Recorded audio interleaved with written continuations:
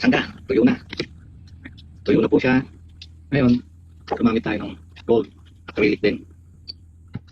Bali gagawin po natin, dry brush lang, dry. Hindi na tayo gagamit ng tubig. Tapos, parang paano ba tawag nito? Hindi siya madiin. Parang ipupunas lang talaga natin siya. Yan, kung nakikita nyo.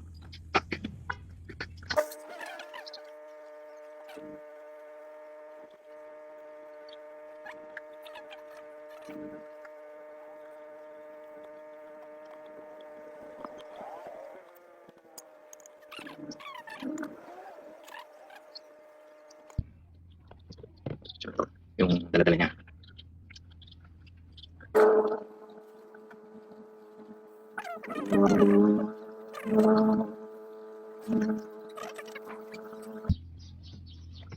Ito yun.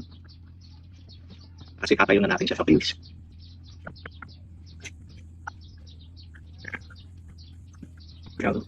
Patuyuin lang natin, pababain lang natin yung kulay ng gold kasi baka mamaya mangingitim pa to at mawawala yung pagka-gold, kaya patuyuin lang muna natin bago natin siya ilagay sa face.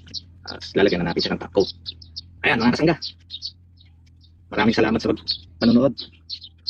Hanggang sa muli, bye bye.